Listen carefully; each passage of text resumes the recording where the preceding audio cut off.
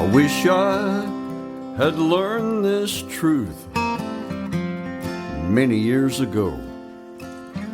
Be thankful for the days, good and bad. All right, welcome to another episode of Warrior versus Zombie. And as always, I have an amazing warrior guest to share with you today, Mike Raber.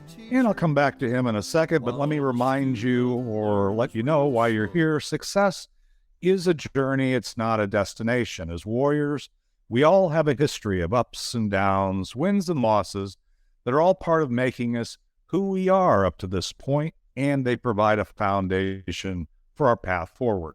We all battle our inner zombie as well as those zombies in our world, and in each episode, I interview warriors who are aspiring leaders from all walks of life.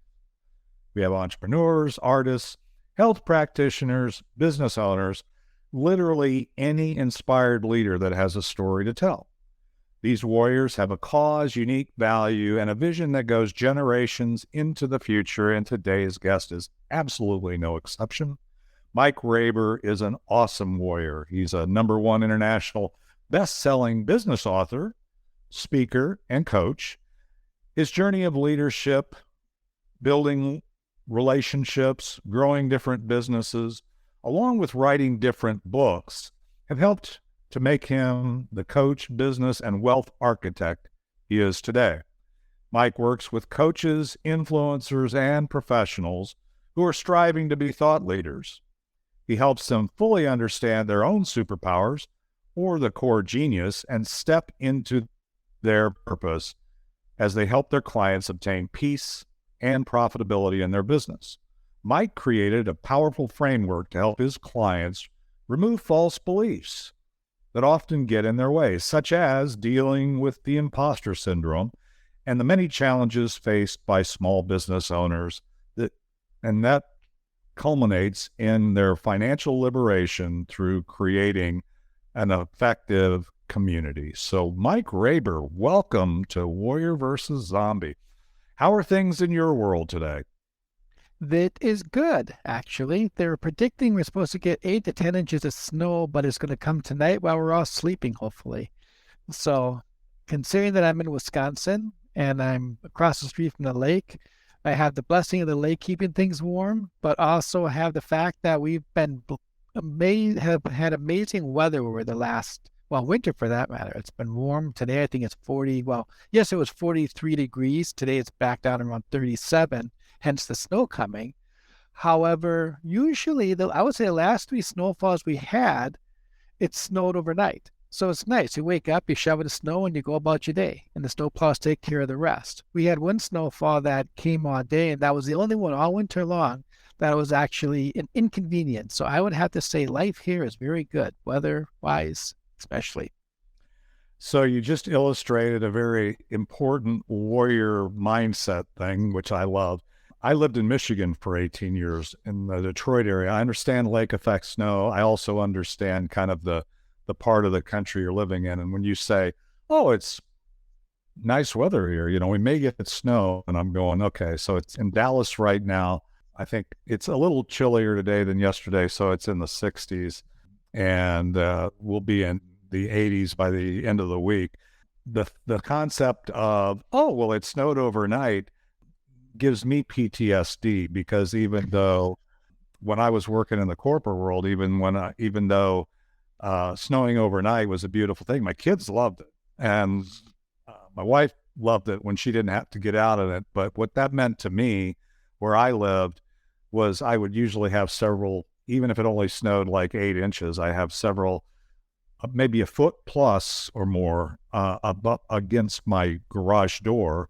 So I would have to go out, shovel that out, then snow blow my whole driveway, get it down to the end of the drive, and then go back in and get ready for work, come back out only to find that the snowplows that had come through my subdivision and put a big pile of snow that I couldn't drive over at the end of my drive. So then in my suit and, boots, I went back to the end of the drive, shoveled it out, So then I still got to work sweaty and, my shower didn't do any good. So anyway, the happiest day of my life, which was about 25 years ago now, was to sell my snowblower and my shovel, move to Dallas and say, okay, this isn't happening again. Now, I never say never because God has a sense of humor, but I have no intention of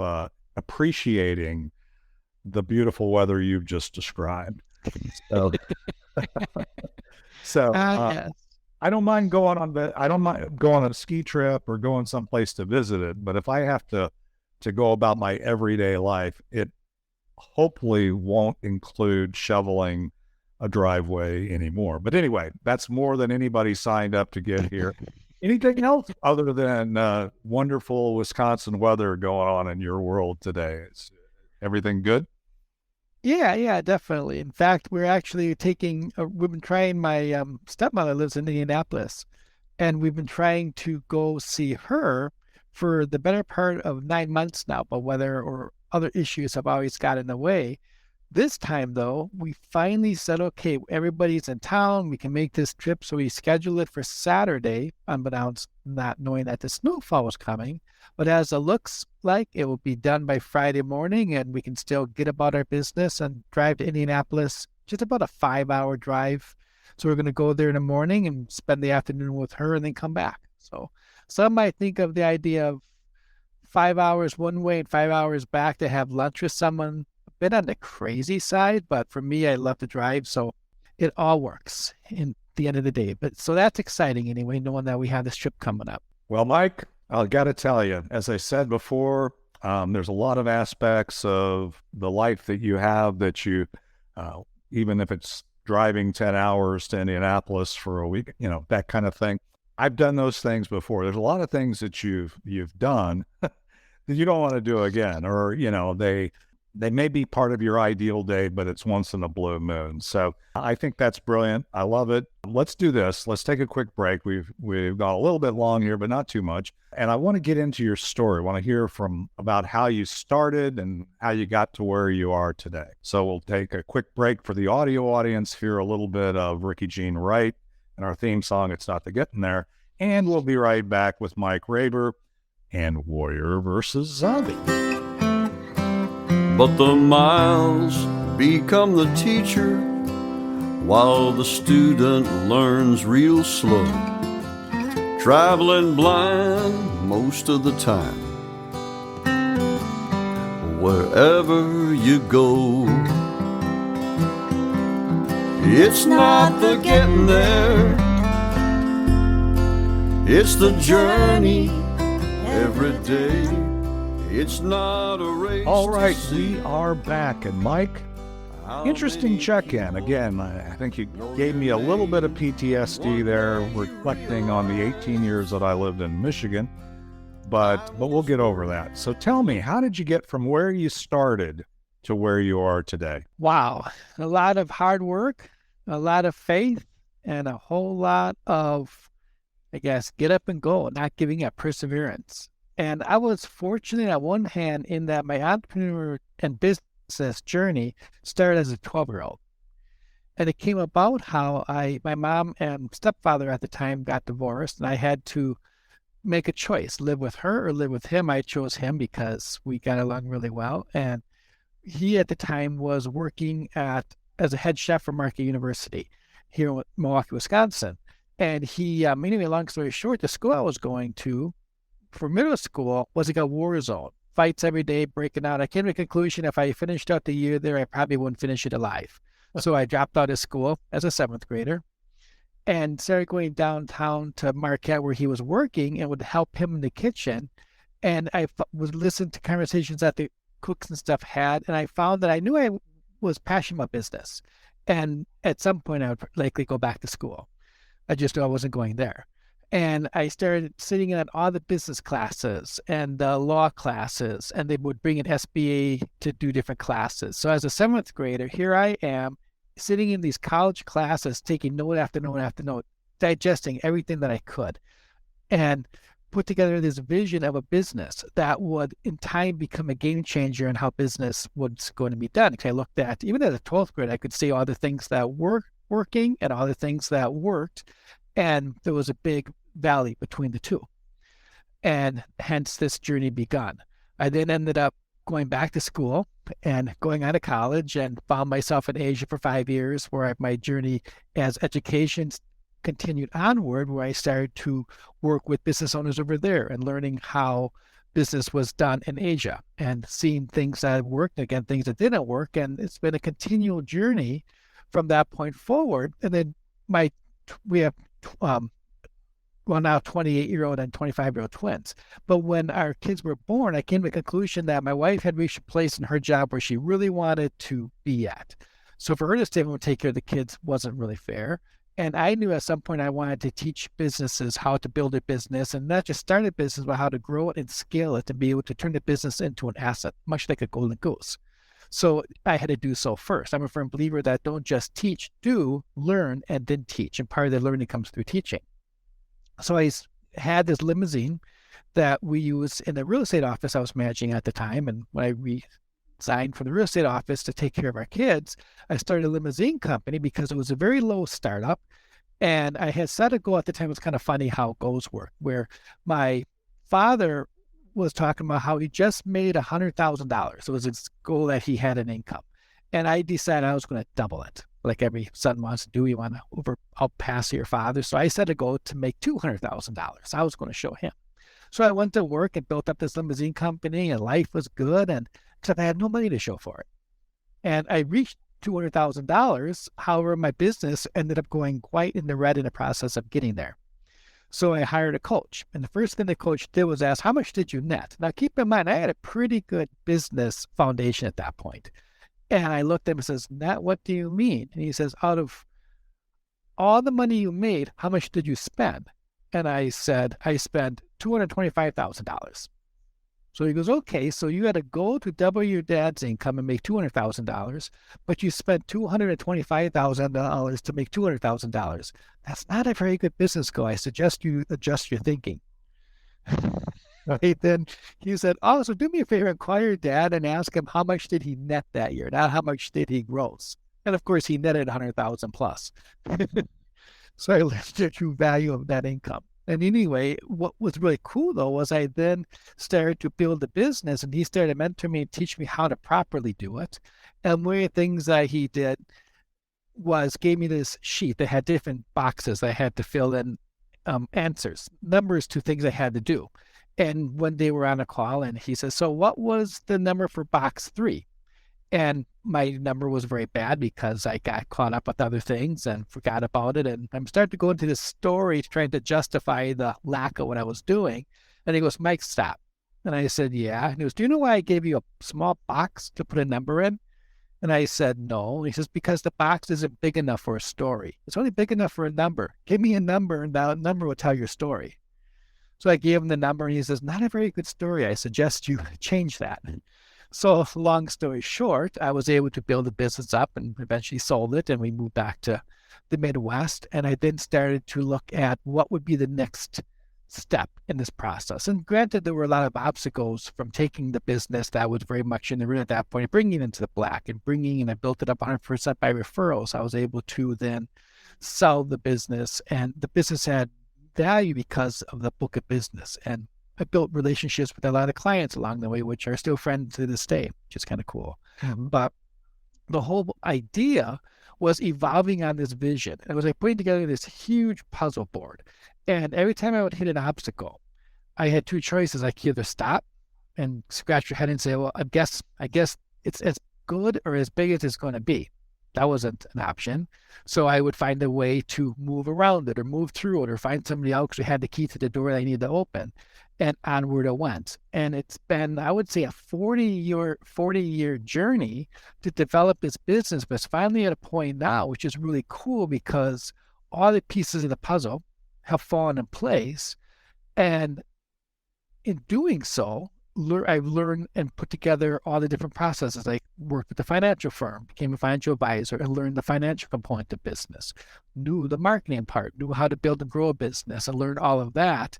But was nice was instead of just reading it in a book or reading it in a textbook, I learned under trial and under fire.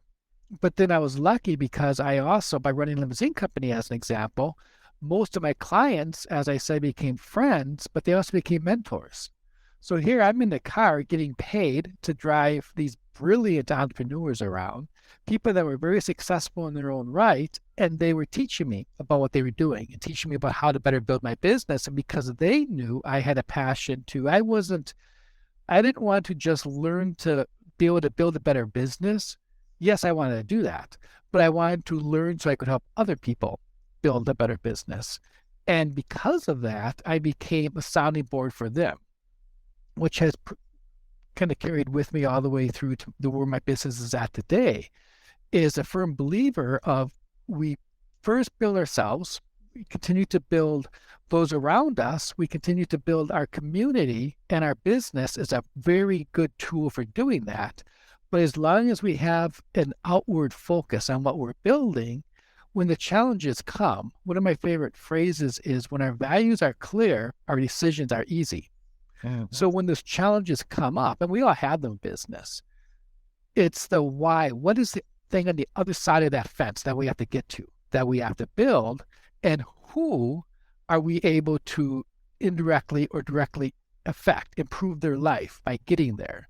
And once that happens, I think that's where the true warrior in us comes out. Mm-hmm. And it no longer becomes about ourselves. It's now about this higher, bigger cause. And because of that, we're able to break through the barriers. We're able to do what's necessary, fun, tiring, hard, painful, all of those things involved. But at the end of the day, it's getting to the finish line, not alone, but with those we are working alongside, those we are working to help. That makes it all worth it, at least in my world anyway. Like one of my favorite sayings, and then I'll be quiet, is by ourselves, we can do amazing things.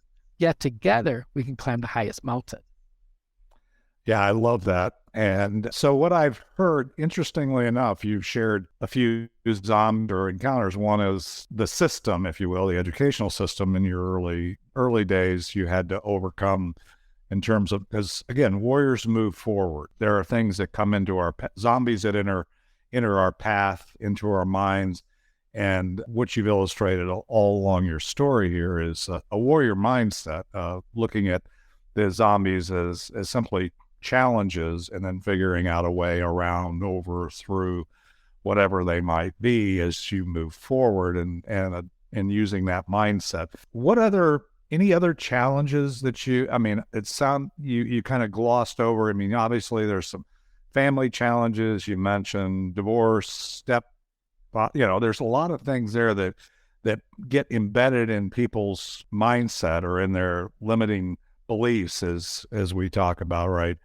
That would keep some warriors stalled or whatever. Also, the concept of profit versus what you get to take home, your net versus the gross. That's also a mindset zombie that some people get into. It's like, okay, I'm making all this money, but it all goes out faster than it comes in.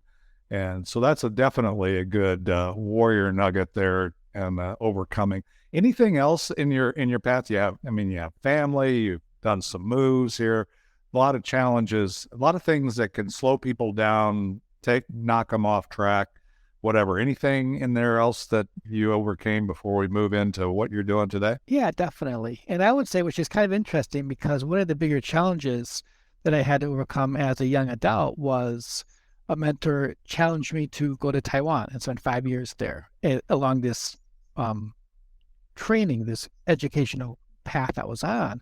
The only caveat was I had to stay there for 5 years.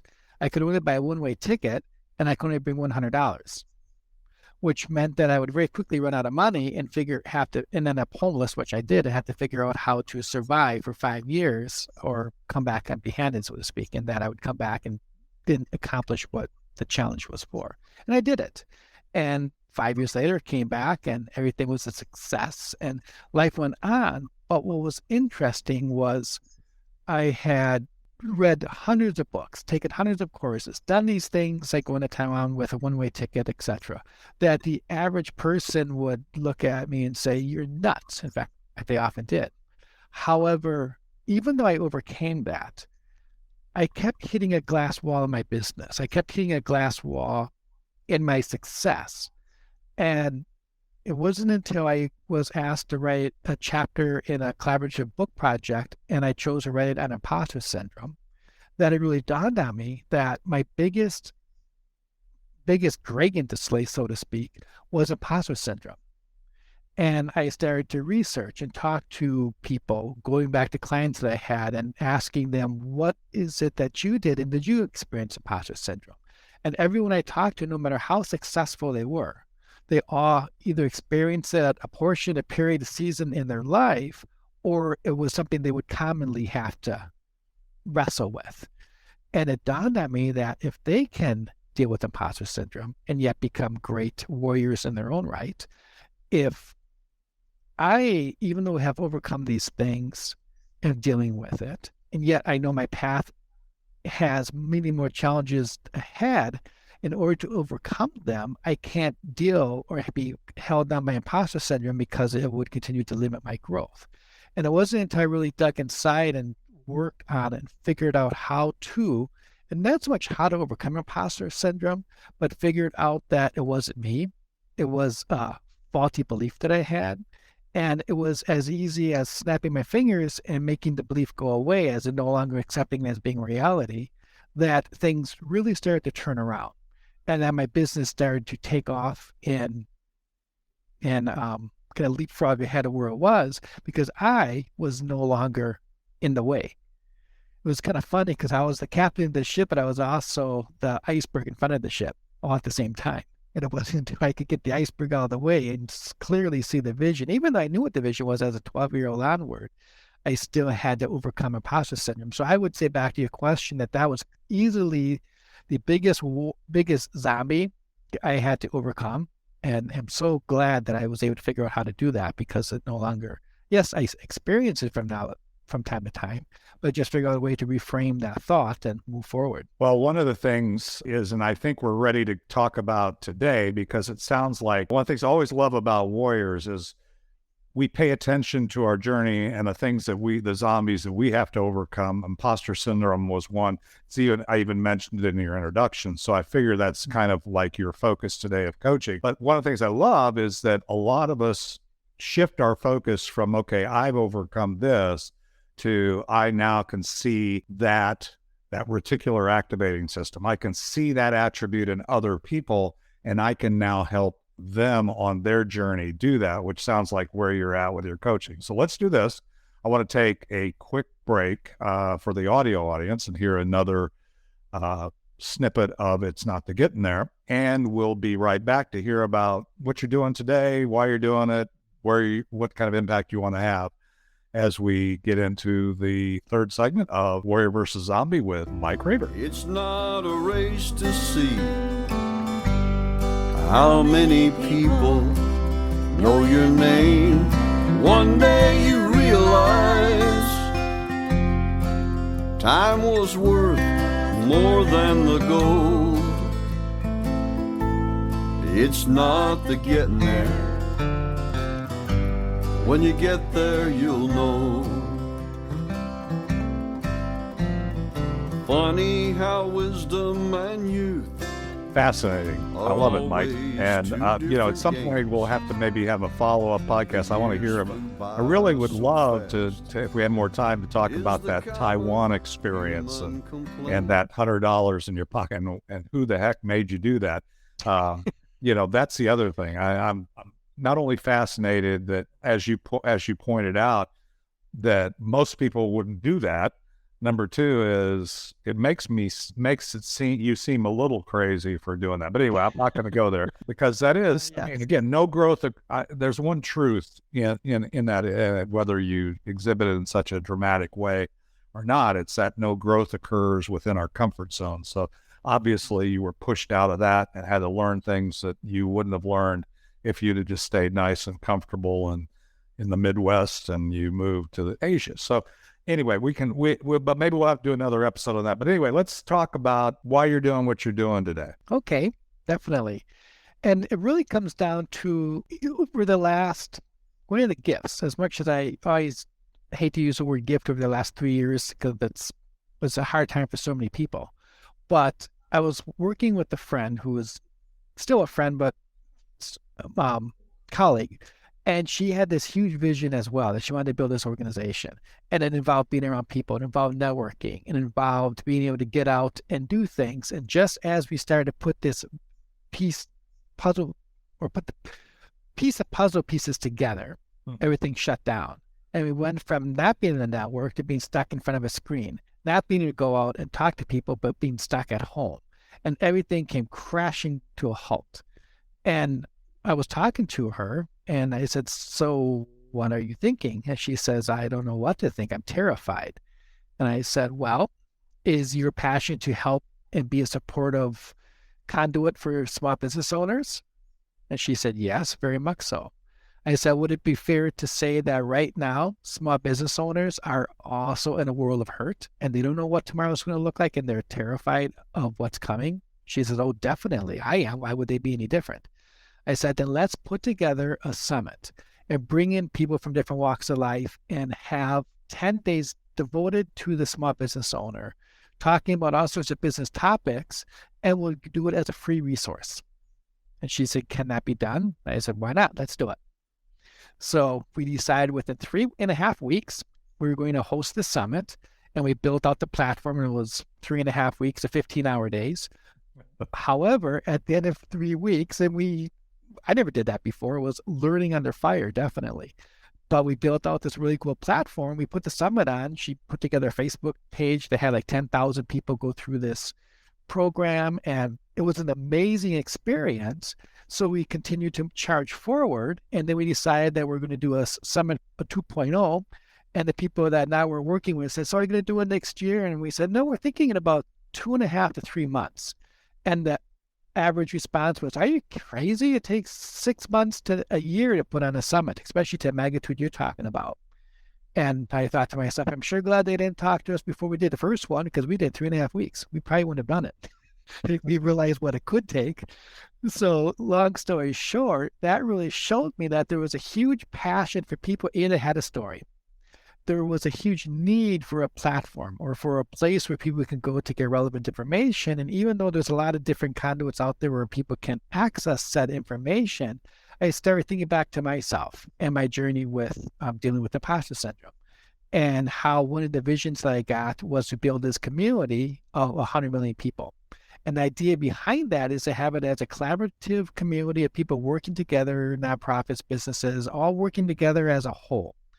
Knowing that great things happen, movements happen, etc., across the globe, but something flares up and it goes down. Something flares up and it goes down. Let's say Hands Across America as an example. Huge song, huge movement, and it was everywhere for a few months. Now, most people, if you said that, they'd have to think about what I was talking about. And I had the opportunity to meet with Ken Cragen, who it was his brainchild to put that together. And that got me thinking that if something that powerful can flare up and then go back to life as normal, how can we keep that from happening? And the idea of 100 million strong is to make sure that that doesn't continue to, that there's a platform, there's a conduit where when something cool happens, it is expanded out and expanded and expanded out. And not to digress on that. That's a conversation for another day. Right. But knowing that the power of 100 million people working together to impact and improve the world can start to have this impact that the vision I had as a kid could launch off of. That said, I then started thinking of all the people I talked to, what were the three common denominators? They had a story that they could share and wanted to share, but they didn't believe they could do it or they didn't know how to do it. They wanted to improve the world and they wanted to create financial liberation along the way. So I then revamped my business and dialed it into, and also if I wanted to build a community of 100 million people, at that time I had three friends and a dog. Long ways off from 100 million people. So I had to figure out, it can't just be my stories. It can't just be my community, even though it continues to evolve, it has to be a lot of other game changers. And I was talking to my daughter, and she looked at me and she says, Dad, I believe that we are all born with the superpower. It's our job to figure out what it is and then to share it with the world. And at that, she then looked at me as a 20-year-old at the time and said, you have a powerful story, but yet you don't share it. If you'd got out of your own way, Dad, can you imagine the impact you could have? And I took that to heart and started thinking, if I'm like that with all the things I've done, how many other people are there like that? So now what I'm doing is building out a space, a safe space where people can come and share their story and put together a framework around how a person has a story as small or as large as it is, much like you talked about at the beginning. We all have a journey we're on, and we're making movement along that pathway, and there's someone else behind us. I kind of like to refer to it as the 3-year-old and a 2.5-year-old. The 3-year-old, who we look at as a silly little toddler, gets up and walks across the room. And to us, we say, oh, what a cute little 3-year-old. But to the 2.5-year-old, they look at the toddler and say, wow, I wish I could walk like that. Mm-hmm. Now imagine if the 3-year-old were to walk over to the 2.5-year-old, reach down, pick up its or her hand, and the two of them stand up and they walk across the room together. How much faster could that 2.5-year-old learn to walk? So to the 2.5-year-old, the 3-year-old's an influencer. Right.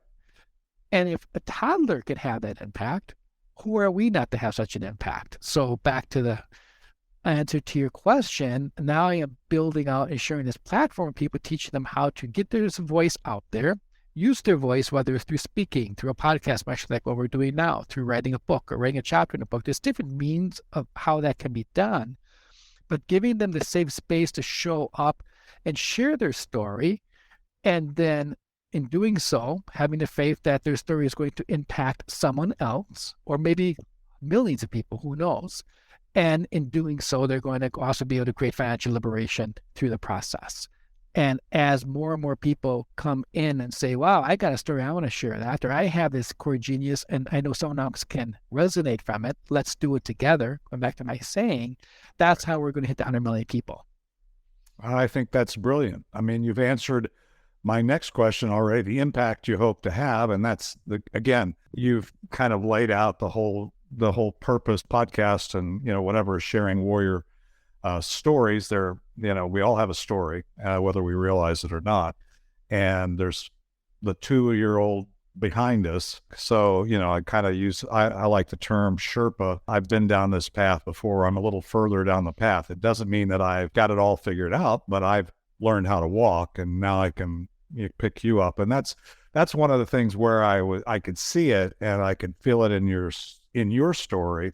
Is that's the thing I love about warriors, is once we figure it out and we get down the road and we realize how blessed we are from overcoming the zombies we've overcome, learning and seeing some impact, that we often take our focus off ourselves, right? And then turn around and look for other people that we can lift up and help. And through all kinds of vehicles, getting our story out, sharing our vision, getting it going. That's kind of the goal or the vision of this podcast. So you've hit on that very well. It sounds like, as I already knew, because I've known you a little bit, we're very aligned, as I say. We're very aligned. Well, let's do this. We're going to be a little long, but that's okay. So stay with us if you're here. We're going to take another quick break for the audio audience. Hear the final segment of It's Not the Getting There, and we'll be back. And Mike, we've covered a lot of stuff. I mean, you've got a lot of things, and when we come back and give you a minute to think about it, but I want to know, if we take away anything from this podcast, what would you want us to take? Funny how wisdom and youth are always two different games. The years flew by so fast is the common human complaint. The memories in our minds turn to diamonds in our soul, and by the grace of God, on down the road we go. Okay, Mike, this is fun, and I knew it would be. And we've overcome our own challenges in putting this together, and I'll come the editing challenges as we get ready to publish it, and it'll be awesome. So tell me, as I said before the break, if we take away anything from this discussion, this podcast, your story, your vision, what would you want us to take away? Simple. I would say break it down into two thoughts. Thought number one is keep moving forward and have faith that the people you need, the solutions you need to bring together whatever it is that you want to accomplish will show up at the right time. Not necessarily at the time you hope or want, but at the right time for the maximum impact of what it is that you are creating. So stay in faith, but keep moving. The other one goes back to my daughter's phrase, is we are all born with the superpower, and it's our job to figure out what it is and to share with the world. So whatever your core genius is, whatever your superpower is, find a way to get it out there, because somewhere there's a person waiting for you to show up, if only you will. Brilliant. So I could break it down into what I heard there, which are two wonderful warrior nuggets. One is when the student's ready, the teacher will show up in terms of, and I don't mean just in a educational standpoint, but the reality of it is, it's not, I can't do this, it's how can I do this? It's actually looking at the thing and saying, I know there's a way and I have faith that I can do it. And then that faith and I love the other part of it, that is also, is continue to move forward. You can't steer a parked car, right? So you've got to keep moving forward. And so too many times I see warriors that stop and look around and they, get frozen in place, so to speak. And so that's also brilliant. And then the other one is we all have brilliance. We all have a superpower. As I say in my coaching myself, we all have a unique reason for being on the planet. We have unique value and we have a unique vision that needs to be shared. And there's other people just waiting for us to be the teacher or the Sherpa that helps them down the road. So those are brilliant. Well, so how can we stay in touch? I know, this will be up on our Be Connected channel. It'll be on my YouTube channel. People can come back and listen to this, and I'll have your links and stuff in the show notes. But how do we stay in touch with you on the Be Connected platform? Obviously, it's Mike Raber, but beyond that. Well, within the Be Connected platform, the show is the Superhero Show. So that's one way. The business, 100 million strong, that is 100